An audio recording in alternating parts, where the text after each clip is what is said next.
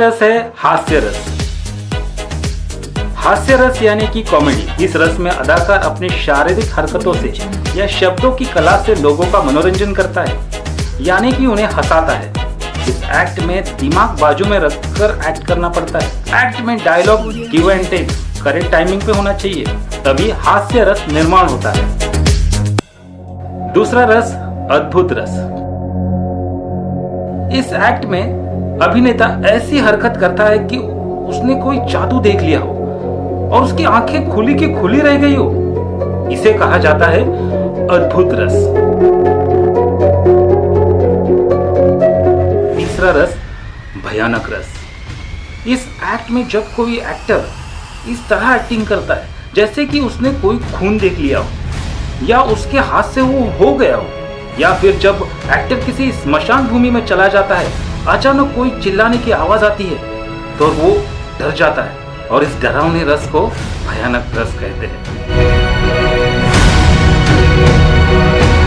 चौथा रस शांत रस।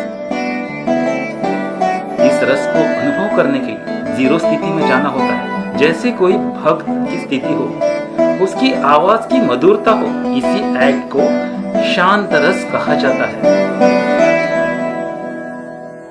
पांचवा करुण रस। किसी की मौत या हार्ट अटैक या फिर हार्ट ब्रेक या फिर ऑडिशन या इंटरव्यू में फेल हो जाना, इसी एक्ट को करुण रस कहते हैं।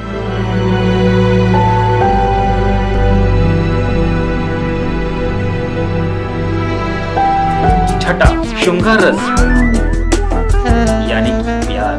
किसी के साथ एक्ट में मानसिक या शारीरिक रूप से अटैचमेंट, इसी एक्ट को कहते हैं श्रृंगार रस।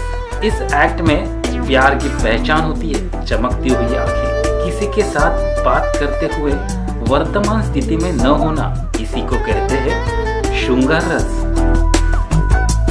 सातवां विभक्त रस। इस रस में एक्ट करते हुए कुछ गंदा देखना या कुछ गंदा बास आना। एग्जाम्पल, आप रास्ते से जाते हुए अचानक आपको किसी जानवर की सड़ी हुई बॉडी दिखाई दे, तभी विभक्त रस पनपता है। आठवां रौद्र रस। जब कोई किसी के साथ धोखा करता है या किसी तरह का अश्लील बिहेवियर करता है, उसके इमोशन के साथ रौद्र रस उत्पन्न होता है। इस एक्ट में लय और ताल बहुत ही स्पीड में होती है।